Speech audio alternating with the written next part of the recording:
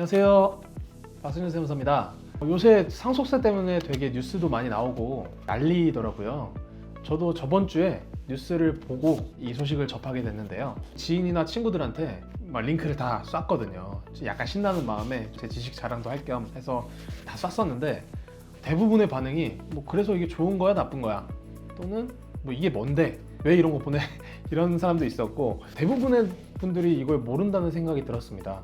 물론 뭐 돈이 많으시거나 상속세를 걱정하시거나 이런 분들이나 아니면 똑똑하신 어른분들께서는 다 아시겠지만, 이걸 모르는 사람들도 대부분이라는 생각이 들어서 오늘 그 내용을 한번 담아보고자 영상을 켜봤는데요.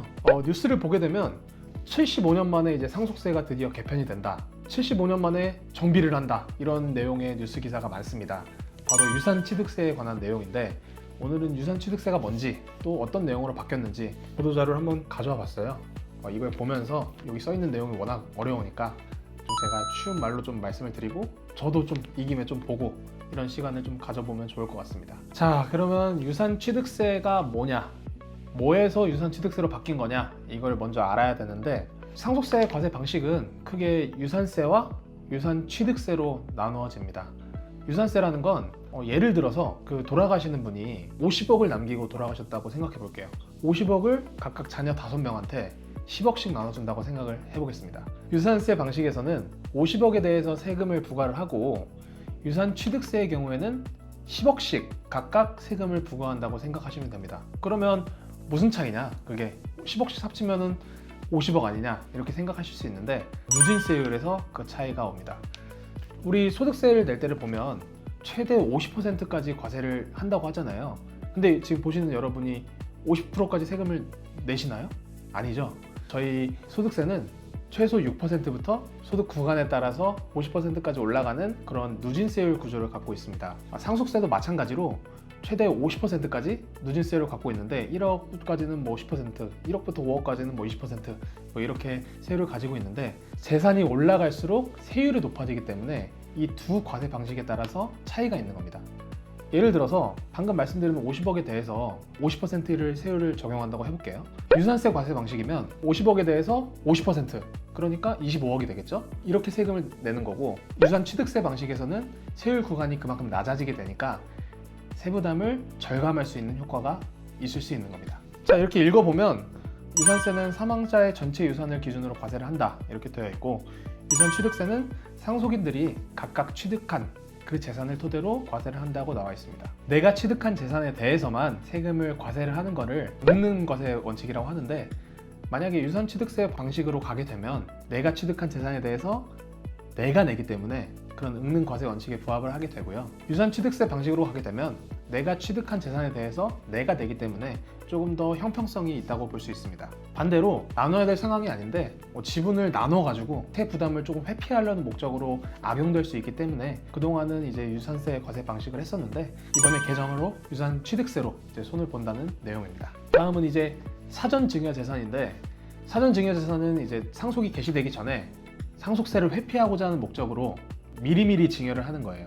그렇게 되면 증여세가 과세되고 상속세는 과세가 안 되기 때문에 사람들이 미리미리 증여를 하니까, 그거를 이제 방지를 하려고 돌아가시기 전에 10년 전에는 증여한 내역이 있으면 그 증여 내역을 다 합쳐서 상속세로 계산을 하겠다, 뭐 그런 취지로 있었던 제도인데, 원래는 돌아가신 분이 누구한테 줬든지 간에 그 재산을 다 합쳐가지고 한 번에 상속세를 부과를 하는 구조였다면, 지금은 이제 상속인이 각각 내니까 내가 받은 재산만 합쳐가지고 그 금액에 대해서만 세금을 낸다는 의미입니다. 자, 다음은 이제 인적공제 제도도 손을 봤는데, 인적공제라는 거는 이제 사람에 대한 공제를 해준다는 뜻입니다. 근데 지금처럼 이제 상속세 과세 방식만 바꾸고 이런 공제 제도를 손보지 않으면 오히려 과세 방식을 바꿈으로써 세금 부담이 더 늘어날 수가 있거든요. 그런 인적공제 제도도 조금 손봤다는 내용인데요. 현행의 자녀 공제는 5억 원의 일괄 공제를 적용을 받거나, 또는 2억 원을 기초공제로 가져가고 자녀 수 1명당 5천만 원씩 가산을 해서 공제를 적용을 했다면,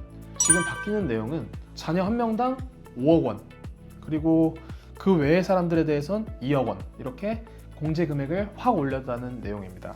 현재 지금 세법에 따르면은 자녀 공제의 효과가 거의 미미하다고 할 수 있어요. 그런 점을 비판해서 작년에 개정 안에도 그런 내용이 들어갔었던 거고, 만약에 이렇게 개정이 되게 되면 자녀 한 명당 5억 원씩 공제를 할 수 있기 때문에 자녀가 많으면 많을수록 그리고 재산이 많아도 공제 효과가 되게 크다고 볼 수 있습니다. 그래서 이제 원래 같으면 총 재산이 5억 원일 때 세금을 안 낼 수 있었는데 만약에 바뀌게 되면 예를 들어서 뭐 25억인데 5명이 나눠 가졌다 치면은 내가 받은 재산이 5억씩 받아도 세금을 한 푼도 안 낼 수 있다는 소리입니다. 그럼 똑같이 25억을 받아도 세 부담이 확 떨어질 수가 있는 거죠. 다음은 배우자 공제를 합리화했다는 부분인데 지금같이 한다면 배우자가 실제 상속받은 금액과 관계없이 최소 5억 원을 공제해주고 최대 30억 원까지 산식에 따라서 공제를 해줬었는데 지금 바뀌게 된 내용은 배우자가 받은 상속 재산이 10억 원 미만인 경우에는 법정 상속분과 관계없이 전액 공제가 된다고 바뀌었습니다.